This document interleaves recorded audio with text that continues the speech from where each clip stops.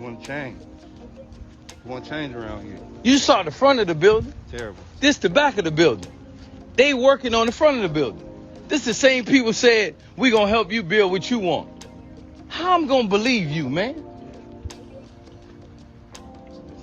How I'm gonna believe them? Didn't I tell you I don't trust nobody? I'm coming over giving them the same passion and they smiling and laughing in my face. This ain't funny. We gonna ride through the fence that they ain't fixed the fence. We about to ride through this fence. This ain't even football side. This ain't even the football side.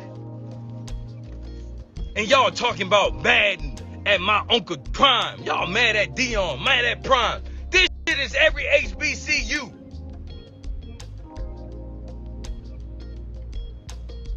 Bro, we riding through the fence. This is track, bro. This is track. This is what they practice on. It's a straightaway. This is intramural field. You can't practice on this. That's NFL Hall of Famer Ed Reed from St. Rose, Louisiana. Shout out to everybody watching from St. Rose. He accepted the head coach position at Bethune-Cookman in Daytona, Florida. While on live, he voiced his frustrations about what was going on, the enormous duties that he's undertaking, and the poor conditions at the school. He echoed a lot of what Coach Prime said, even said that Coach Prime was right about his comments and had more words for anybody who didn't like it. We're going to get into that, but first, take a second to make sure that you're subscribed to the channel, click the notification bell for all updates, and if you're watching from Daytona, drop Daytona below in the comments. Much love to the BCU grads, and even before y'all became BCU, we'll take it back a bit further. Shout out to the alums who graduated when the school was still BCC. Much love to all of you. Let's go ahead and jump back into it. These kids got this to work with. Trash. Yeah, I'm showing it. At this point, I gotta show this. I'm not even the head coach.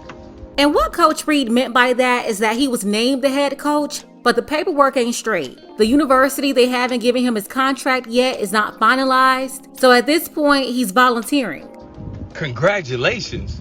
Man, I should go my ass home. I said I should. I ain't. It ain't happening.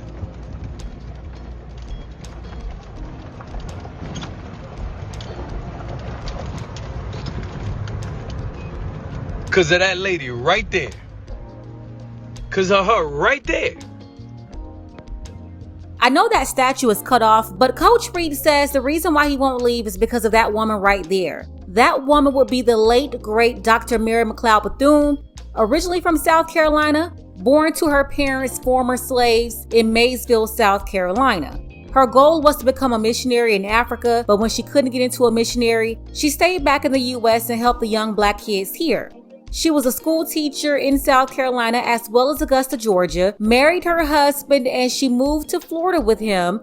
That's how she got to Florida, where she opened an all-girl Negro school. Years later, her school would merge with Cookman Institute out of Jacksonville, Florida, which was the first black education institution in the state of Florida, founded by Reverend Darnell in 1872. Those two institutions came together, and that's where Bethune-Cookman College was born, right there in Daytona, BCC for short. Some years back, the school went from a college to a university, and now you have Bethune-Cookman University, BCU. But this woman right here, that's who he's paying homage to, Dr. Bethune. She touched the lives of so many young people in the early 1900s. She continued her life work in public service and doing what she could to support the cultivation of better lives for Black people until 1955, when she passed away at 79 years old.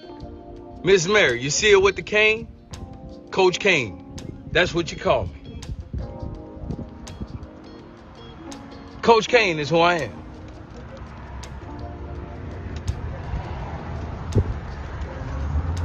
Don't cry. Do something.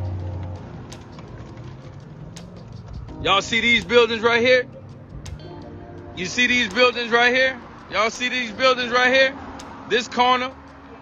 Y'all see this right here? This is abandoned right here. They're hoarding trash in this. All this right here is trash. From this corner all the way right here is trash. You understand me? Man, mutt your ass off here, man. What you talking about? I ain't mutting nobody.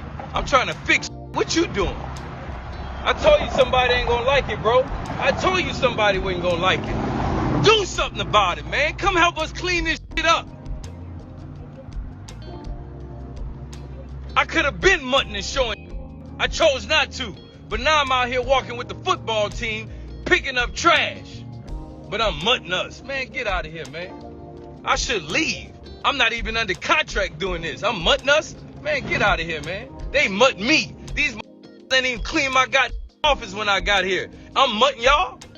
Get your man. Come on, man. Come on, man. All this here was trash in front of me. Who you think got this cleared out? That building right there got trash in it. It's trash. What are you talking about? Need no goddamn donors to come out and help out, because people just want money. That's why I don't social network. Out of here, man. Man, Coach Reed was disgusted by all of this. He did issue this apology here on IG. If you want to read it, you can pause the video and check it out. But in his IG live, he talked about broken mentalities at the HBCUs, and that being the biggest issue that's holding our institutions back. Sure, of course, they need money too, but when you have a broken mentality, you can get opportunities to make and raise a bunch of money and even get money put right in your hands, but you still fumble it. I mean, we saw with Coach Prime, his experience at Jackson was a prime example of that. Now, I'm not trying to down BCU in any way. I have really strong ties to the school. It's no disrespect to the institution. It's just telling the truth about the reality. When I saw the facilities like the hole in the fence and the condition of the track, it was embarrassing, but I also knew it was normal, you know? If you're as familiar with these institutions as I am, you would know stuff like this is identical at all of them. And not just in sports, but we can talk all day about the dorms at these places, the processes throughout these different departments. I can give you firsthand accounts. But all I'm going to say is what Coach Prime was talking about, what Coach Reed was talking about, it's all true. And they both came in as outsiders. Coach Reed played at Miami in college, so his experience with the Hurricanes is totally different than somebody's experience at Florida Memorial or BCU, and he really didn't know how bad it was until he got there. Same for Coach Prime. He went to Florida State. Now, he did used to run over there to the black side at FAMU to party and congregate with his people, because everyone knows FSU could never turn up like FAMU. Back in his day, that's where they wanted to go to holla at the pretty black women. In fact, that's where he met his first wife. Shout out to Mrs. Sanders. But he wasn't aware of how things really went down at these institutions until he got to Jackson and formed a connection with other people working at the HBCUs who experienced the same issues.